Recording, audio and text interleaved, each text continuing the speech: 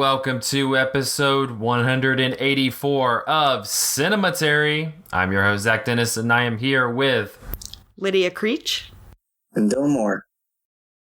In today's episode, we will be talking about movies that we saw in part one, and this week in part one, and in part two, we will be continuing our series on Greta Gerwig with 2011's Damsels in Distress.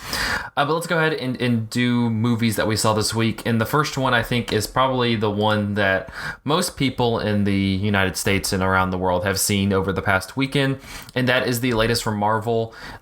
It's Black Panther, which is also the latest from writer-director Ryan Coogler. This stars Chadwick Boseman, Michael B. Jordan, Lupita Nyong'o, Diana Guerrera, Daniel Kaluuya from Get Out, Letitia Wright, Angela Bassett, Forrest Whitaker. So many people in this movie. It's a lineup. It is a lineup. I don't know. I guess I could give you the plot synopsis. I don't really feel like breaking down that minutia type thing. Lydia, we both saw this movie. What were your impressions of Black Panther? I guess first as its own thing, and then two, compared to Creed and Fruitvale Station, which you watched in anticipation of this. Yes, I think it probably stands as its own thing, probably the best, because I haven't seen a Marvel movie since I think Winter Soldier. And so as far as setting it up and not being just for MCU fans, it stands on its own as a movie. It was really clear, all the characters, even though they're based on pre-existing comic books or whatever, really clear motivations, and I understood what they wanted, why they were doing things, and everybody was just so good. The whole cast was amazing, especially all the women. Oh, damn it, I'm giggling.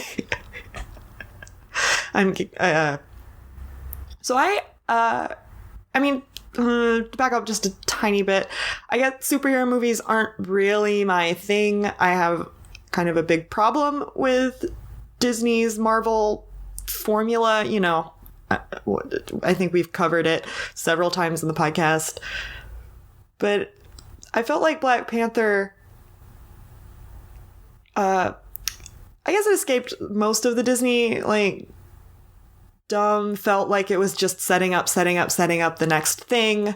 It felt very self-contained, which I appreciated. Yeah, it's definitely, when you're watching this, I don't know how you felt, but when I kind of felt like we really didn't get enough of just the area of Wakanda, because you go there and you spend a decent amount of time there, but it's just so... It seems so, vast and so rich. There's so much stuff going on that you kind of feel like you probably touched 5 to 10% of the actual area. And I kind of want, a bunch of other, if we're going to make more Marvel movies, at least make a bunch of more Marvel movies about characters in this region of their universe, because I think that you have a vast amount of just super interesting characters. Like you mentioned, you have Diana Guerrera's Okoye, you have Lupita Nyong'o's character, you have Letitia Wright's character, and I think that there's so much space that you could be exploring in just this world that you're entered into over the course of this movie, that it's kind of one of the remarks I made to somebody was I was just kind of like LOL, they're still gonna make, they've made Marvel movies at this point. Why would you want to watch any of those when you can watch Black Panther? It's so much better.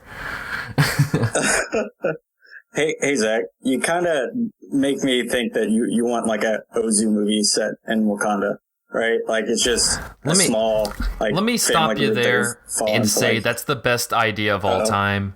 But I also want an Ozu movie everywhere. No, I really loved Black Panther. It was one of those, I really enjoyed it when I saw it, but it's been close to a week now since I actually saw the movie. And one, I've been growing in anticipation of watching it again, just because of all the fine writing that's being done about this movie so far. I'm going to mention three of my favorite pieces in a minute, but I've just been reading a lot about just, all the different textures of this movie. I've been watching a lot of interviews that Ryan Coogler has been doing, explaining, what he's been doing or what he was trying to accomplish with this film.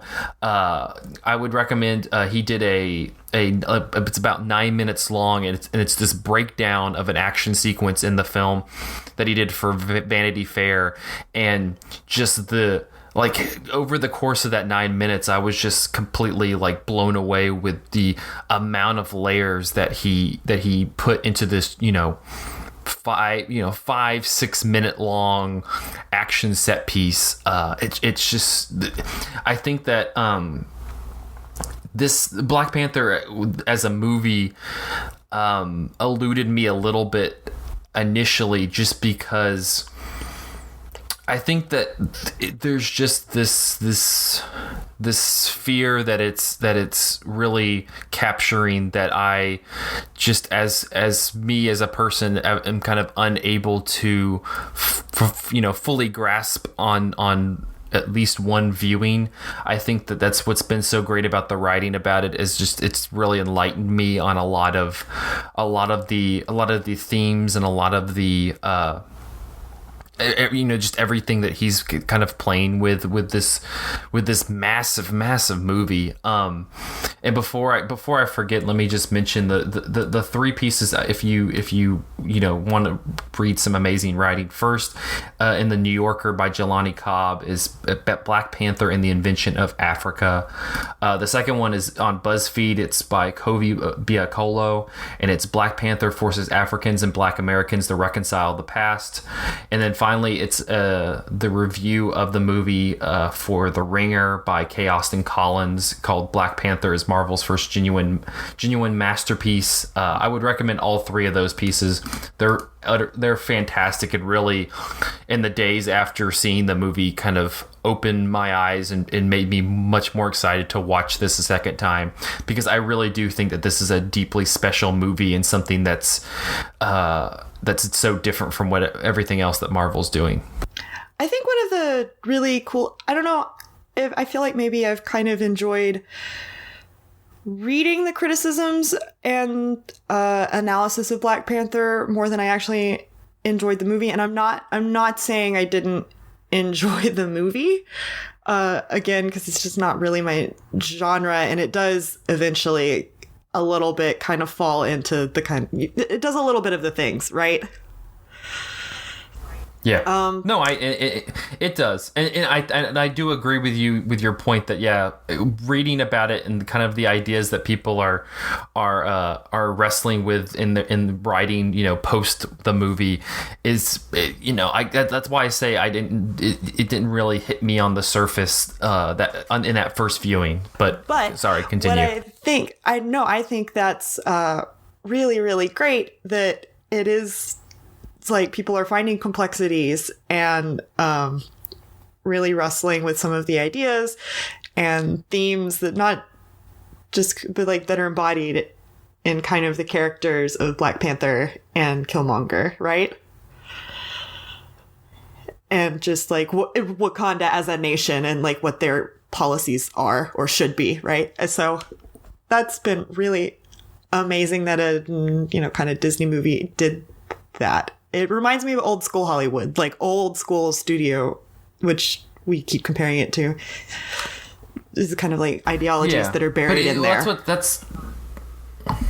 Yeah, well, that's what's so great, because I feel like if there was a kind of typical Oscar bait drama that wrestled with these ideas and themes, I mean, I think it would be impressive, but it'd be less impressive because it's probably a smaller scale movie that is much more focused on doing that. The fact that Ryan Coogler was able to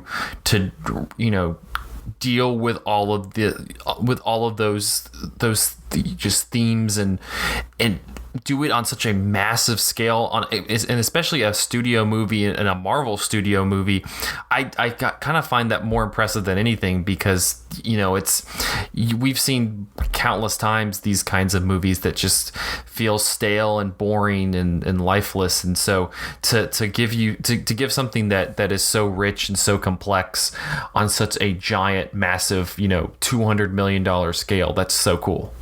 So something that sounds like it's different than from hearing you guys talk about it is so much, at least like the interpersonal relationships between all the characters are like hooked in by banner, and then maybe like a slight recognition of weakness or whatever else. But how is that in this movie? Is it very like Avengers banter? Just kind of getting through. None of that Joss Whedon bullshit. I can't. Okay. All right. That's really hard. No, because you have Letitia Wright's character, who's been kind of one of the big takeaway characters that people have been talking about as she's T'Challa, the Black Panther, his sister, and she's like this incredibly intelligent tech person who has developed all of this technology and all of these different advancements in Wakanda, and she has very comical lines, but there's something much more natural and doesn't seem like as Lydia explained it, Joss Whedon bullshit. I mean, there's still like some jokey joke cutaway in the scene on a moment of levity, and that doesn't really work for me, but that's that was part of the Marvel package. That's kind of what I was talking about. Sometimes that would happen, but it didn't detract mostly from like the really like thematic, strong filmmaking. So. Okay. Well, Black Panther is in theaters now. I very much recommend going and checking it out. And if you haven't seen, Ryan Coogler's other movies, I think Lydia will agree that you should go and watch Creed and Fruitvale Station. Cool. Yeah, I was just about to ask. I was staring at it as like, how is his action choreography compared to that in Creed? That's cool. There you go. Watch the video, I guess. There's a strong through line of like, I'm impressed also that Coogler got away with kind of, or maybe he was drawn to this project because it could be in line with what he already explores in his other films, which Zach really teased out in his essay for our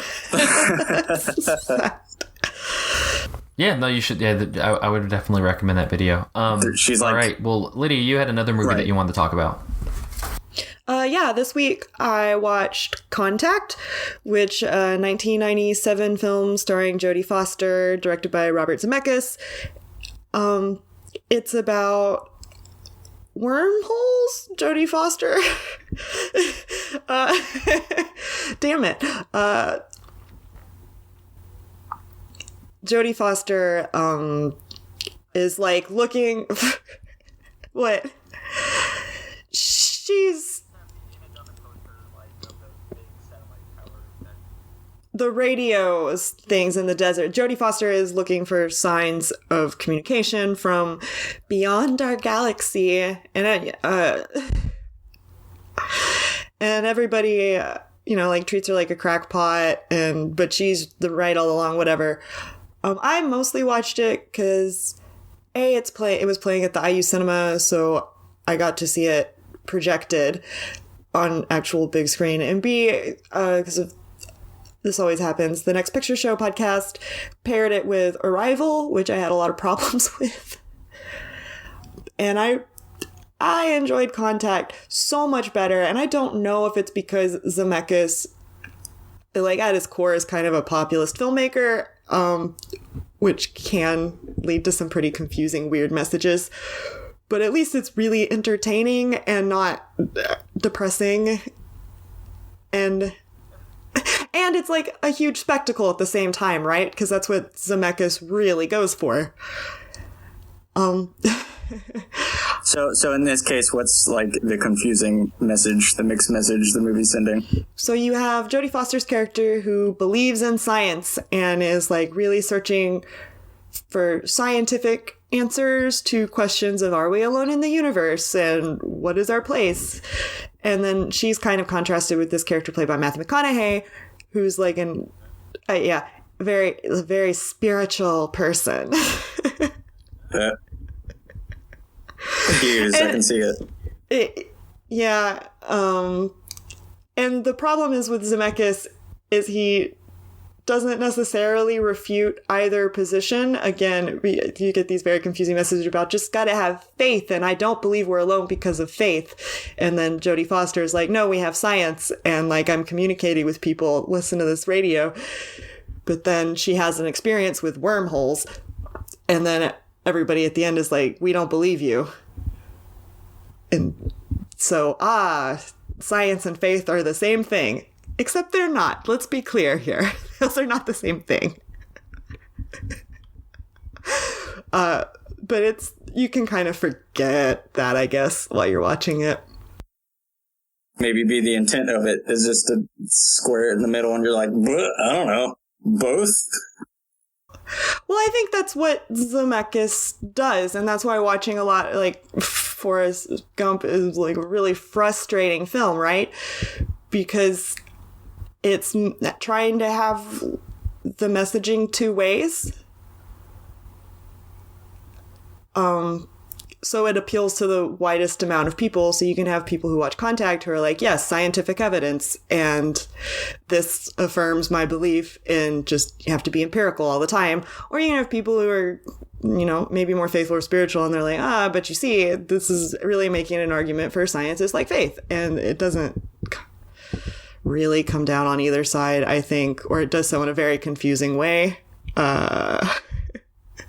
Or, really just like quit trying to embody ideals in two different characters and letting them slam in together, but it doesn't really reconcile. And that's what American filmmaking is. So it's kind of what Black Panther is in a way, really. There you go. Wow. Yeah. Full circle. Nailed it. But it was fun. But I had fun. It was enjoyable because you can just kind of like sit back and be like, okay, I'm watching some CG and you got like a wormhole sequence. This is fine. And that sounds good. I know, she gets to the end, she's like, oh, they should have sent a poet. And I was like, I teared up. I'm not going to lie. I'm a sucker.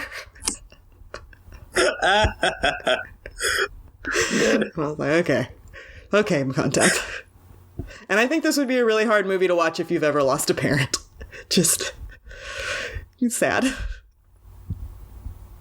Oh no. Okay. Well, not uplifting. It is. Maybe. It's both. Don't you see? Okay. All right. Is there a way to see Contact, in the streaming world? I assume on your local library you can get it on DVD, but I don't know how much fun that's going to be on a small screen. Because really a lot of the appeal was, theater. Well, hopefully it'll come in retrospect for you soon. That'd be nice. Well, I got a good one for you guys.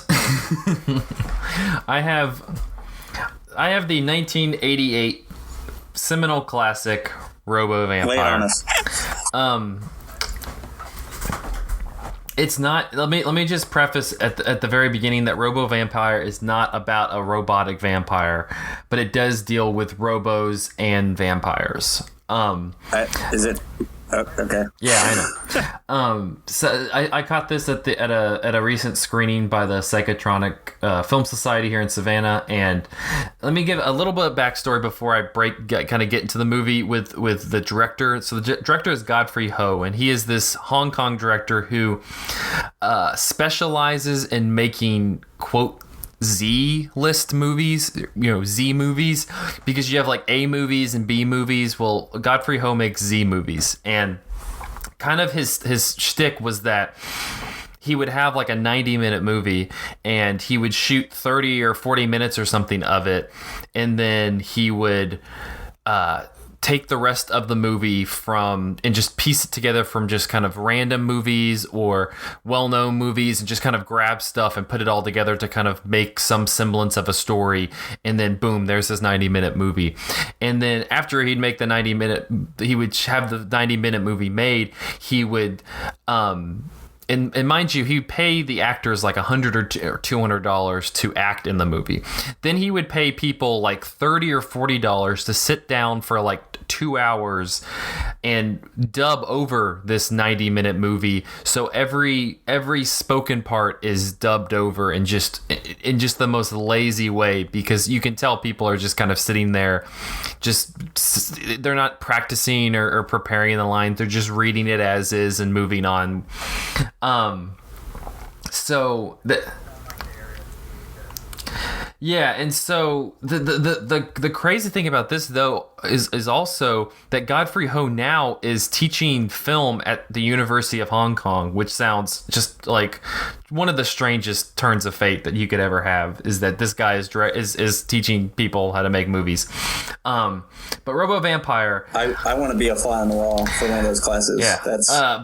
But Robo Vampire, I'm gonna try to like piece together what the plot of this is. It's so difficult. It makes zero sense. So the main plot line, I think, is you have this drug ring, this drug lord or whatever, who has developed this army of hopping vampires who like hop around and they're vampires.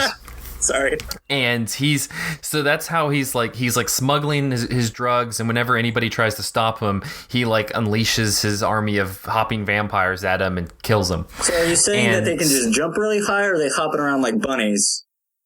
Like legitimately, they're bouncing. They're just bouncing around with their arms outstretched in front of them. It's hilarious. Okay. Are they like praying mantises?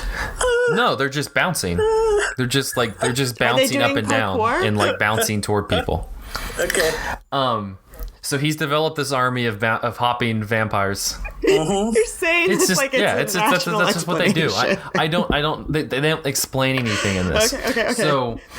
So the good guys, I guess they're good guys. I don't really know. The good guys are like, we got to stop these drugs from moving, and so after one of their agents dies, they pretty much RoboCop him.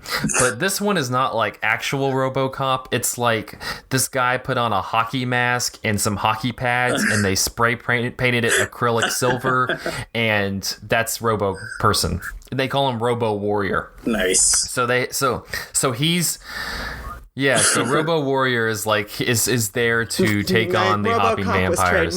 And between all this, you also have this subplot where one of the hopping vampires was actually the lover of this ghost lady, and the ghost lady is mad at the drug lord who developed created these hopping vampires, because she wanted to spend the rest of her ghost afterlife with her love, but he's been made to be a hopping vampire, and so now they can't be in love, so she's going to kill the drug lord. But the drug lord is able to work it all out and ends up allowing them to be together, because the hopping vampire realizes that this is his love in ghost form.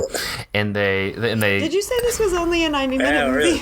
This is only 90 minutes long. We're not even. I've only got 2 of the 3 plots out of the way. Not a miniseries. So. Okay. So they're able to get back and be in love, and mind you, there's like a love scene between the hopping vampire, which is this guy with a gorilla mask on, and this ghost lady. Does he hop around while it happens? I don't. Yeah, they like hop to each other, and then he hops to her, and anyway. So the third plot line, which I don't know how this all connects, but there's this one guy who the good people call in because one of their undercover agents, who is posing as a nun at this monastery that's also a drug front. Of course.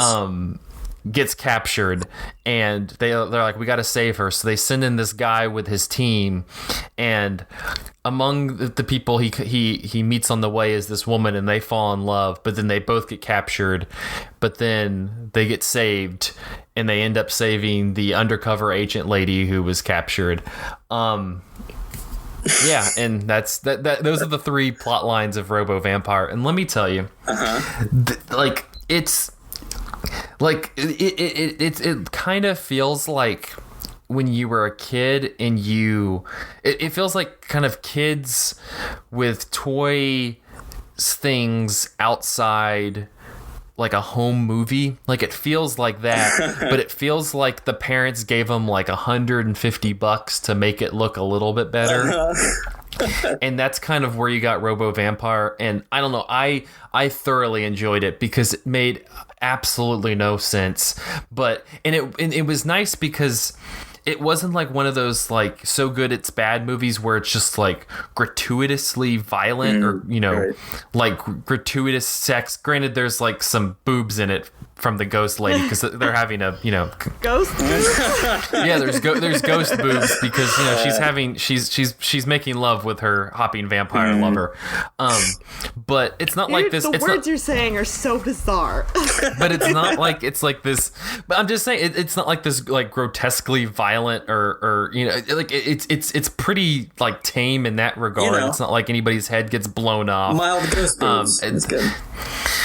Yeah, so I don't know. I feel like if you want to have a good time and you want to just be sitting there the entire time going, "What the hell is going on?"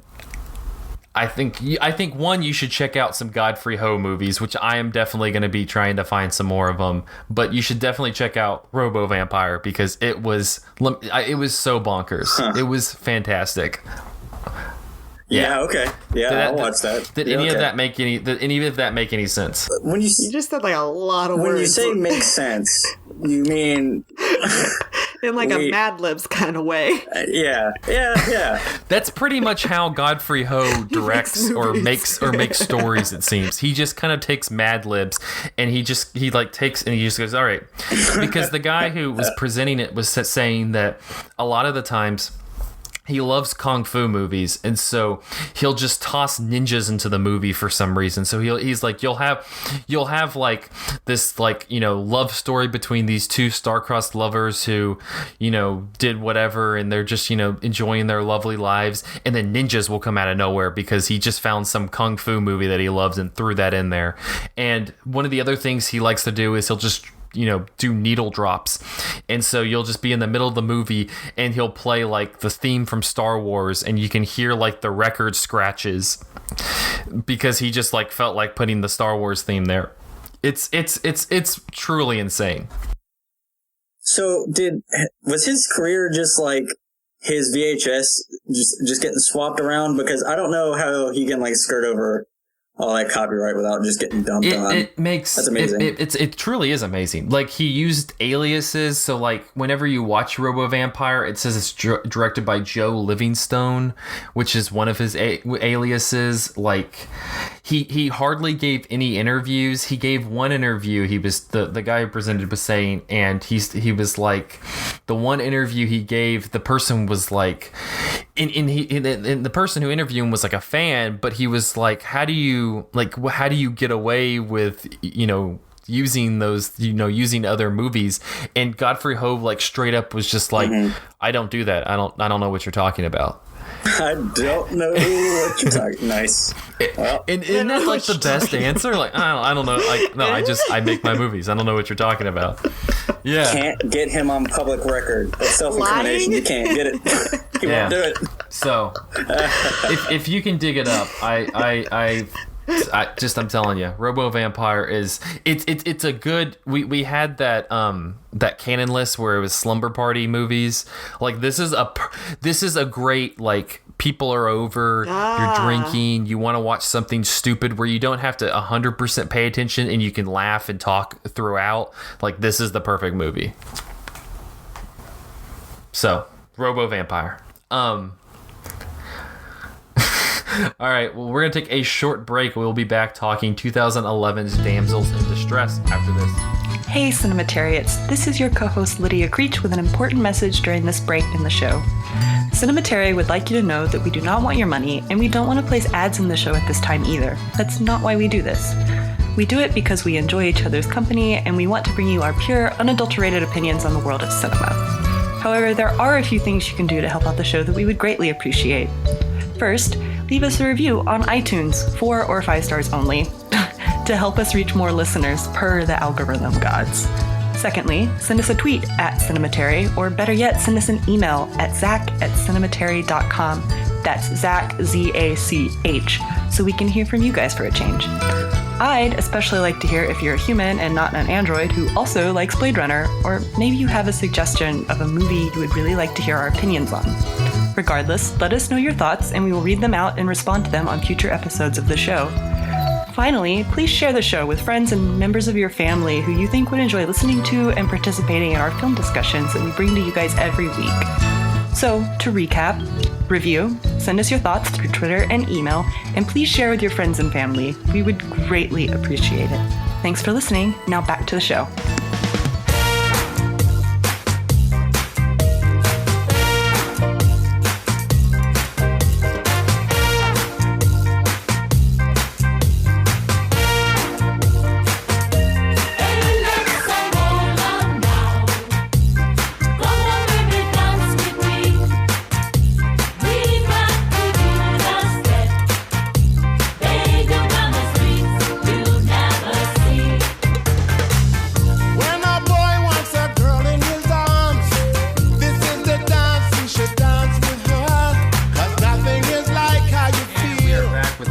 Of episode 184 of Cinematary, and in this part we will be continuing our series on Greta Gerwig with 2011's Damsels in Distress. This was written and directed by Whit Stillman, and it stars Gerwig, Adam Brody, Annalee Tipton, Megalyn, here we go, Echo Kunwoke. Yeah, I think that's right. Carrie McLemore and Ryan Metcalf. The film follows newly transferred college student Lily, who becomes friends with Violet, Heather, and Rose, a clique who run the campus's suicide prevention center. Over the course of the film, the 4 girls date less attractive men in order to help the men's confidence. They try to clean up the, quote, unhygienic Doer dorm.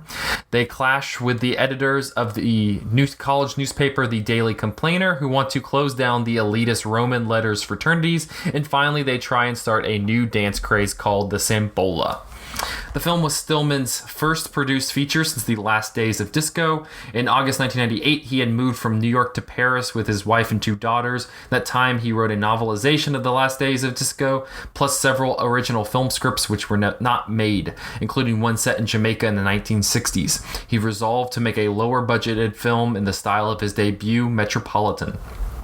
Mark Schaefer said about Damsels in Distress, Whit said, I want to make a movie about 4 girls in a dorm who are trying to keep things civil in an uncivil world. It took him a year to write 23 pages. 6 months later, a few more dribbled in. He just doesn't work very fast. Finally, we had a draft. When we started production, he said, I think 12 years is the right amount of time between movies. The film was shot in 28 days. The Guardian in 2012 compared Stillman to Terrence Malick, another filmmaker who has, quote, come to owe a good part of their mystique to the very paucity of their oeuvre. The lengthy gaps. The lengthy gaps in between films have created expectations that are hard to fulfill, and admirers have been inclined to overestimate their achievement. A reviewer at Salon opinioned that the reason for the long gaps between his films is that, quote, Stillman is sometimes simply too damn smart for his own good. You can't always tell at whom he's poking fun or why, and it becomes unfortunately easy to typecast him as the WASP answer to Woody Allen and conclude that his movies are insufferably irritating documents of privilege. He himself is aware of that possibility the whole time and basks his entire worldview in a rueful, ironic, romantic glaze. Greta Gerwig said in an interview to The Guardian in 2012 about the movie, "Oh, it's very, very strange. It's a candy-colored musical black comedy extravaganza. That's what it is. I went to a screening the other night and it made people really happy, and there aren't that many films like that now that are kind of delightful. By the end, everyone's just smiling, and I hope that's enough to spread the word and get people to go." She also talked about moving to studio movies after Hannah Takes the Stairs and Baghead, saying, "I didn't have my sights set on anything in particular. I was barely 2 months out of college when I made Hannah, and I was terrified. I didn't know how I was going to make a living. To say that what I really wanted to do was studio films, I don't think that would have even entered my mind. I think I was like, I hope I find a way to get health insurance. I was working as a tutor, and it wasn't until a couple of years into it that I was able to scratch out a living just doing acting, and part of myself is still scared that it'll all go away tomorrow." In 2012, Roger Ebert said about the movie, "Damsels in Distress is the fourth film and the first since 1998 by Whit Stillman, who as a younger man looked like F. Scott Fitzgerald and spoke like someone who had learned the language through sophisticated comic novels. He made a kind of movie nobody else was making, about rich and privileged young people moving in the very best circles, which is to say their own." He went on to say, "Stillman's also lucky to have found an actress in Gerwig who finds the perfect note for playing a woman who knows everything better than you do, but doesn't believe she's being stuck up about it. She's just being kind." In his review for the New York Times, A.O. Scott said, "Mr. Stillman's control of the tone also seems wobbly. The far-fetched absurdism of some of the humor, the boy who doesn't know his colors, for instance, rubs awkwardly against some of these sharper satirical insights." Going on, he said, "Miss Gerwig, en route from Noah Baumbach's Greenberg to Woody Allen's To Rome with Love, has some of the discipline that Mr. Stillman lacks. Violet is very much an intellectual construct, an ardent blue stocking who cuts against the grain by opposing the impulse to be different. But Miss Gerwig also makes her a complicated, sympathetic, and ridiculous human being, able to speak her mind clearly even when her inner and outer life threaten to become hopelessly muddled." The AV Club said, "Dig beneath the zippy chatter, vivid colors, absurdist turns, and occasional dance numbers, and at heart, Damsels in Distress is a Whit Stillman movie about the way young people try to define themselves and how, sane or not, they hide their petty hypocrisies behind convoluted modifications to their public identities." Which is to say, this is a Whit Stillman movie. Yeah. Oh my goodness. So on that note, I before we kind of break into looking at Greta Gerwig's work in this one, what did you guys think of this just as a movie? Have you seen any of Whit Stillman's work previous to this? I mean, I've seen Love and Friendship. Right, the most recent one, right? Yeah. I've also seen the Metropolitan series or whatever that's called. You know, the three before the Metropolitan, Barcelona, and Last Days of Disco. I actually caught that too, and Love and Friendship. So. Okay. Well, Love and Friendship is actually what made me want to go back and watch those for sure. Yeah. Well, I guess comparing to Love and Friendship, what did you make of this one? Did it had that same kind of tongue-in-cheek quality? Did it work? You know, what did you make of Damsels? Yeah, I mean, it did, but the significant difference between the two is the setting. It felt like it was like enough, I think, cranked up significantly because of the setting somehow.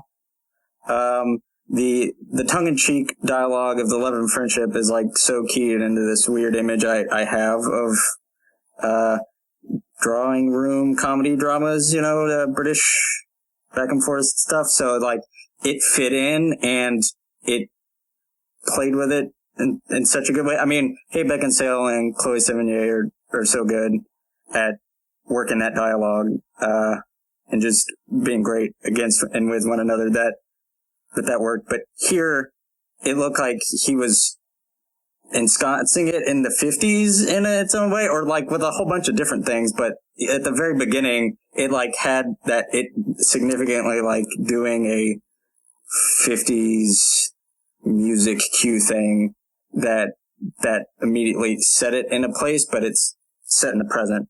So it kind of threw me off in a different direction than just watching Love and Friendship did, I think.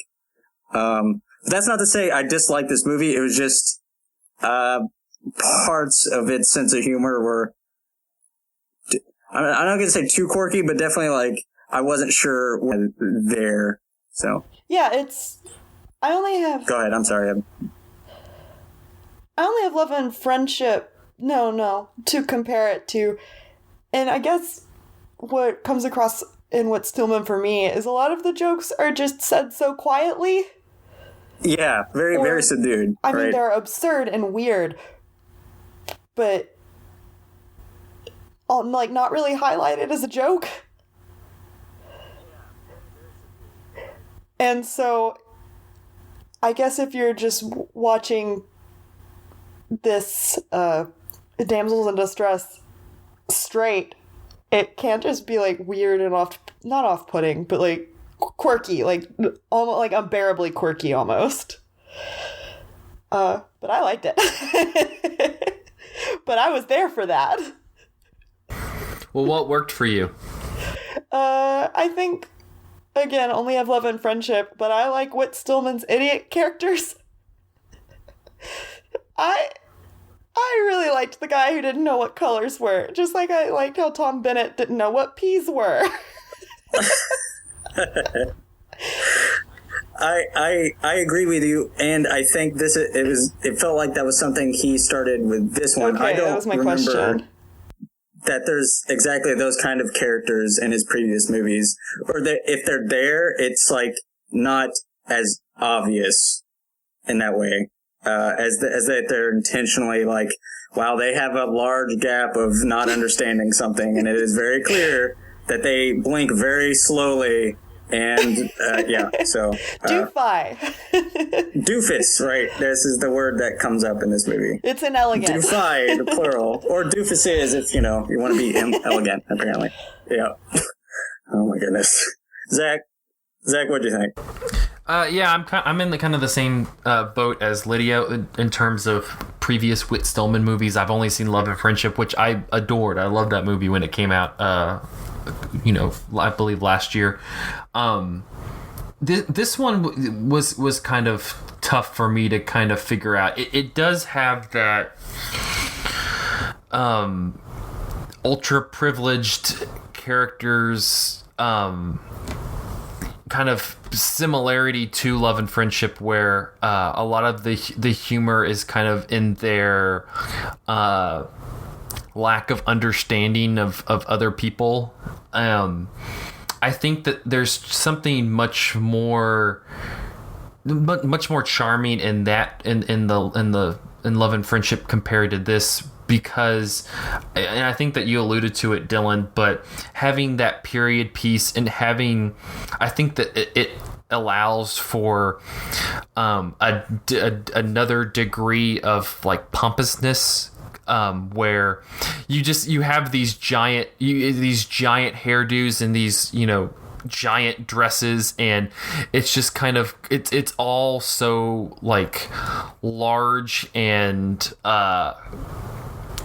I don't know, I can't think of a better word, but kind of obnoxious that the fact that their personalities and the way that they act is loud and obnoxious. It fits in right, and the way that they're so understated with how they undercut and talk to each other in that movie just works so well next to that. And in this one, I get where you have these very prep schooly, but I don't. It didn't. I kind of agree with something that you also said, Dylan, where I didn't like it. Just didn't. The humor and the plot just never really connected for me, and it just I kind of was struggling to really find any sort of connection to latch on to. I enjoyed parts of it. I also enjoyed the guy who didn't know colors. But let's not forget that his name is Thor. Okay. His name is Thor. But overall, it just didn't do too much for me. but at the same time, I thought that Greta Gerwig was very, very good in this. So, yeah, I mean, I think at least part of it for me, I was able to hook into the tone because Gerwig's character believes it. This feels like it's kind of hard to touch, but it's like the other characters were kind of doing a caricature, and then the new person to the club, Lily, was supposed is like the skeptic of everything that's going on in their friend group. Her and Rose like the one with the what we find as a fake British accent, also made good undercutting remarks, but it regardless, in that way, Gerwig just believed what she has like depressed moments, right? But her character, Violet, she like, I don't know if it's, I mean, she'll do the same thing in Frances Ha that you'll see, that there's like this way that she like can look at people, right?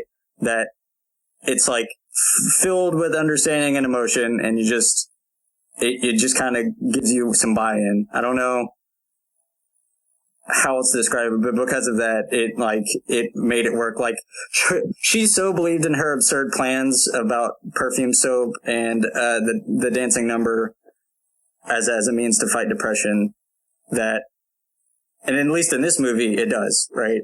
She believed them into being. Yeah, right.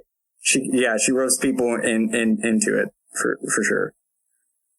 So in that way, I from her character, I was able to buy into more of the movie, I think, than you did, Zach. But overall, I think, yeah, that one review that you mentioned, that the tone of its humor is just, it's like almost to the other thing of Lydia mentioning Contact, like it's trying to ride a very fine line between poking at multiple people at once with the humor, right? Like, it kind of makes fun of people who are kind of dumb, but yet it gives Thor that kind of a sincere emotional payoff with being able to see the colors of the rainbow for the first time and finding beauty in that. And but not just that, but that is the same building that they referenced before as the Ed building, that people jump off that same floor onto the floor, and it's only 2 stories, so people are going to, quote, usually just maim themselves as opposed to actually dying. And that was a really weird joke to me. I don't know if I'd call it bleak or not. It's just like, what the hell is this joke? Yeah, I got kind of confused suicide, about it. I was like, is this campus have such a huge suicide problem? Like, I'm talking about fatalities, and I was like, Good Lord. Yeah. So when Frank fucking cheats on Pris, or whatever, or together, however you wanted, he justified that to himself, that Pris roped him in. But when she sees that, she gets really depressed, right? And just still loves Frank, even though he's whatever, clearly a doofus there. Sorry. Yeah, right. That she gets really depressed and ends up leaving to a motel room and finds that soap that gives her the idea about the perfume. But she goes to a diner before she heads back to school, and that there's 2 guys that are on a cleanup crew that are like, are you one of the suicide people from the university? I was like, is this a fucking thing? Why is this such a thing? Why rampant suicidal tendencies? Yeah, what would they call it? They were the people who would just walk out in the middle of the road to get hit, right? And it's just like, So I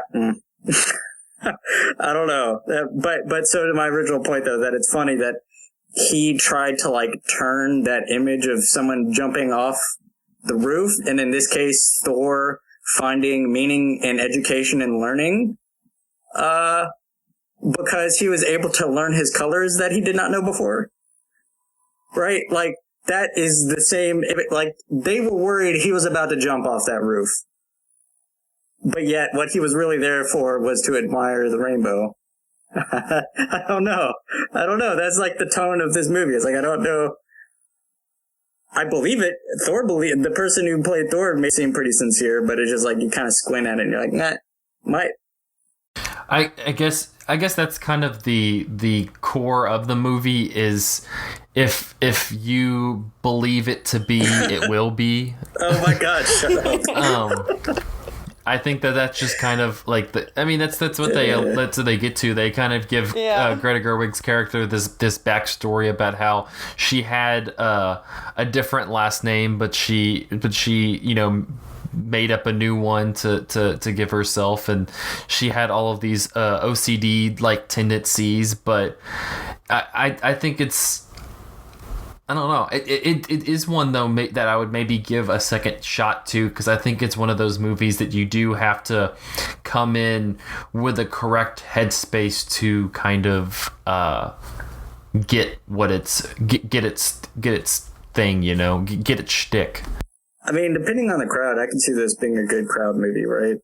I mean, even during your rundown, Zach, that was kind of what Gerwig alluded to, or somebody did. I can't remember exactly what it was, who it was. But yeah, like, if everybody in a room can kind of get on its very peculiar wavelength, that they could get into it. What was her name? It was Emily Tweeter, right? Because it sounded like a bird. Uh-huh. Oh my goodness. Also the weird boyfriend character or whatever, Xavier, but spelled with an X and not a Z. Mm-hmm. Because he was rolling up in his apartment, like, clearly he has a Grand Illusion poster in the back, acting like he's... Oh my god, it was such a film fucking bro thing to do. Not only that, but then his... God, I've forgotten her name too. The girlfriend that... Lily. No, April. Right. Okay, yeah, right. April, that was kind of being strung along while it was kind of clear that he was still hanging out with Lily, regardless. That after she broke up with him, that he's like, hey, have you seen Stolen Kisses, this Truffaut movie? Oh my god. Oh, do you not know Godard? Oh, sorry. He has a French accent. Of course he does, because that just made it. You don't know he wasn't putting it on just like fucking Heather. I don't know. As we find out. I don't know, maybe. Who's to say? I don't know. We didn't get that moment. It's definitely putting something on. Well, because he also, like, adopted that, Panthers. Is what that was? I had no idea what was happening there. Yeah, there's like that whole thread about, hey, yo, intimate belief in this kind of anal sex as, like, the way to have... Right, non-procreational. There's like a whole thing. There's like a whole scene after Lily leaves him that's just like, you really don't have to talk about it if you don't want to. She's like, no, I'm fine. Yeah. And Heather was kind of into it. Like, there was just like, she was just sipping on a drink. It's like, I don't see what the problem is. And it's like, oh, okay.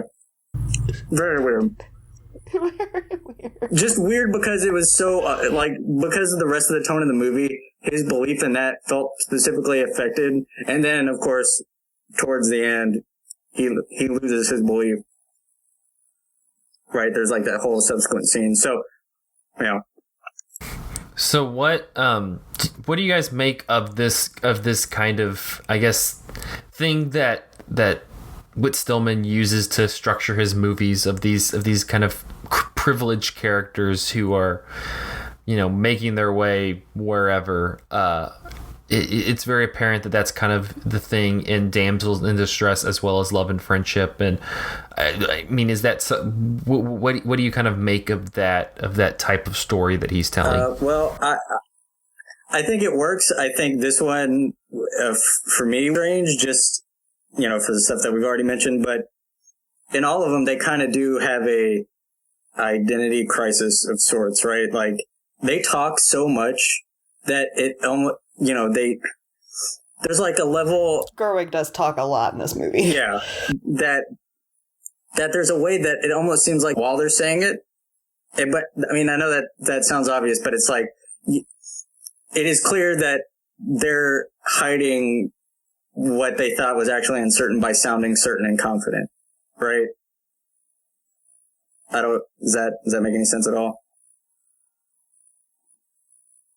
And so the movie plays with that the whole time, where it's just kind of, it's not really necessarily a linguistic game wholly, but it's like, it catches you like in the different people by the end of the movie, or different characters by the end of the movie, or losing a belief or whatever. And And it's funny, and I think, as you said, Zach, in your rundown too, that it kind of like points out how people can fall into hypocrisy, in this case, with a lot of talk.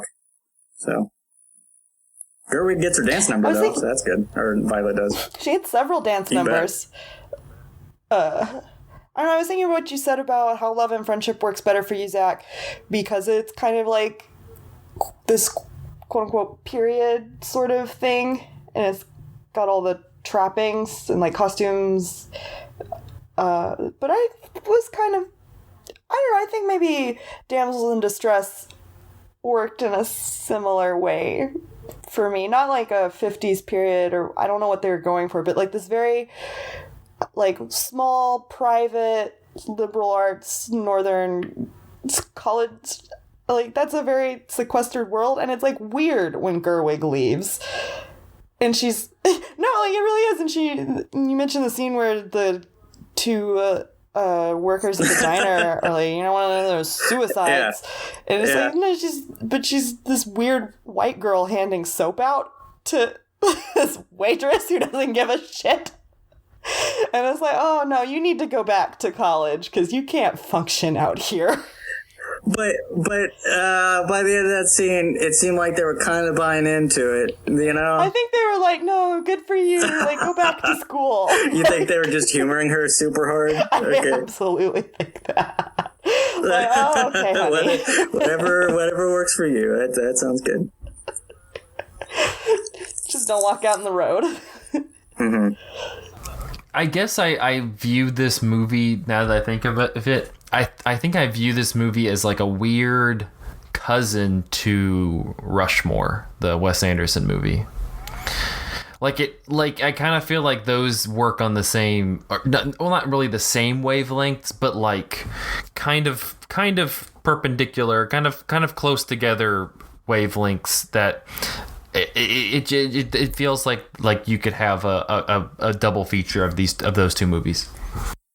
I would say that, and also Noah Baumbach's like Kicking and Screaming, that first one he did, because that also came out in the 90s, right? And there's the way he gets his characters to talk. There's like, that man has watched some Whit Stillman movies and is like, I'm going to make them sound exactly like that. And well, Chris Eigeman's also he's a through line in Stillman's movies, and he's definitely in Kicking and Screaming. So there you go. Well, I think that's also interesting to make that comparison, because of course you have Greta Gerwig in a Whit Stillman movie, but then she's at this point also starting to get into the Noah Baumbach movies. We'll talk about Frances Ha next week, but she does Greenberg was before this, right? Greenberg was before this, and then she does Frances Ha, and then Mistress America, and then of course this year she's going to be in Isles of Dogs, the Wes Anderson movie. So she does have this connection to all of them.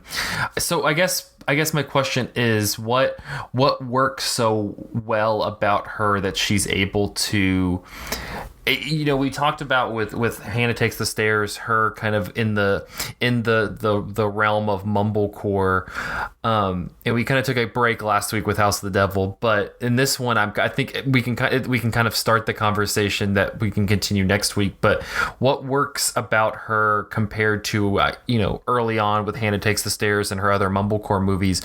What about her is kind of transformed that melds so well with the Whit Stillmans and Wes Andersons and Noah Baumbachs? I think you have to play those kind of characters not like totally straight, but with a certain amount of sincerity. Like, they're ridiculous, right? And sometimes we laugh at her character in this, or we laugh at Wes Anderson characters, but they're also like, they have emotional problems that are actually affecting them, even if they're maybe dumb. In this case, this movie is thoroughly dropping depression and suicide all over the place. That's another Wes Anderson thing, right? Like, really weirdly out of place, dark moments. Mm-hmm. Mm-hmm. I'm totally with you with that. Like, I was trying to get to that while talking about Gerwig's character and here, like how she can just on her face you can see she's like totally believing and everything she's selling, and it's just, it's very good and makes it work, right? Like whatever we may think that whatever we may feel that it could be seen as ridiculous, or that she's ridiculous and her affectations are ridiculous, but like she believes but they're it. Not so so ridiculous and strong in their belief that they can't change and be better by the end of the movie. Marginally. Right. Yeah, I'm with you. So in that way, I mean, to your point, Zach, that's a through line you will see in Frances Ha next week for sure. That just a core feeling of understanding and belief in whatever she thinks is the world she wants to make around her. So, what do you think it is, Zach? Do you see anything different? Well, I guess to tie it all back around and in some giant way, I guess that's what kind of we alluded and talked about it a little bit the first week, but I guess that's in some way that connects her with Jerry Lewis, where we had the series before that, where I think that Nathan desperately really wanted us to kind of see this absurd figure that has this kind of melancholy in this deep whatever inside that is filled with emotions and issues and problems, but it's still this kind of absurdist character, and that's something that I don't think we saw really at all in Jerry Lewis as a figure. But I agree. I see that in Greta Gerwig, where she does in this movie and in to a degree in Noah Baumbach's movies, and I haven't seen Isle of Dogs, so I can't speak to Wes Anderson's movies, but that's been kind of his thing, where you have these characters that have this absurdity to them, but she does add this level of sympathy and humanity to them that I think that's what draws us in and makes us so interested in her, in because she has both of those sides kind of tugging, and that's just something that I didn't necessarily see in Jerry Lewis. Is that crazy? Is that a too far of a reach? You're just not French enough to get Jerry Lewis. No, I think you're right. Jerry Lewis never quite got, for me anyway, to being really sympathetic. I can see the comparison. I think though, with at least from the Jerry Lewis movies that I've seen, there's like a way that the movie does make it clear that he is the butt of the joke, even though he's like kind of the chaotic form that's causing or being a part of the machinations that cause the slapstick and craziness to happen. But here, at least, like so much of Gerwig's movies, that it's like the rest of the world too is around it, and putting in this case it is okay. Well, I think I get kind of what you're saying. I think that it's a better example next week with Frances Ha, because her character in that, while I think you have a lot of sympathy and she adds this humanity to the character, she is kind of absurd as a person for a lot of that movie. I mean, there's even the one character who keeps saying, Frances, you're undateable, and it's kind of this. It's almost this recognition that this, like, you're absurd, like you're an absurd, person right now, and I think I understand the point that you were trying to make. So I agree. There's like a fine line of like trying to relate to their different characters and caricatures that's different. Somehow Jerry Lewis just being an goofus is just can get too much, yeah. Or it's the plot of it is just that, as opposed to, so it's like he's not like the way his movies are structured is like he's barely trying to be a person.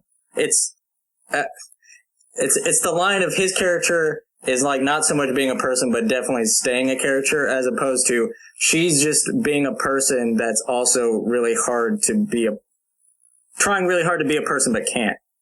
Does that make sense at all? It's like a difference of trying to, like, whatever their comedy is, trying to relate to it. Yeah. I don't know. I think I understand what you're saying. Okay. All right. I like both, so Yeah. Any closing thoughts before we wrap up on Damsels? I would recommend it. I liked it. I don't know if we accept that.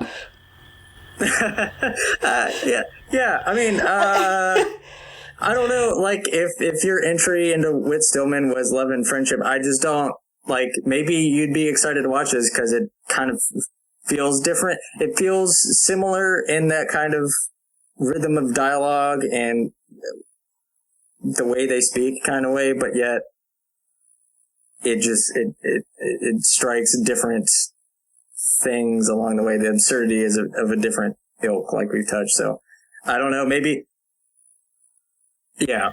Or if you're looking at it as a Gerwig performance, like she has a lot to do, and she's very good. Yeah, I think I thought it was fine. I do kind of, I think I'll come back to it again and maybe give it another shot. Because honestly, I think I liked it a lot. I gained more appreciation for it through this discussion than I was initially after watching it. Yeah, I think also kind of the pace of the movie can feel a little odd just because of the titles. Just there's this novelistic way that it kind of like breaks up the rhythm. It still works in that kind of a absurd knowing way, but it does. That is a difference between that and at least the earlier Stillman movies. So. All right. Well, I believe that will wrap up this episode of Cinematary. You can find us on Facebook at facebook.com/Cinematary, on Twitter at handle @Cinematary, and on Letterboxd at letterboxd.com/Cinematary, where we post all the movies that we talked about in this episode. Next week, we will be concluding our Greta Gerwig series with 2012's Frances Ha, which I am incredibly excited for. I adore that movie, and yeah, I'm very excited for that.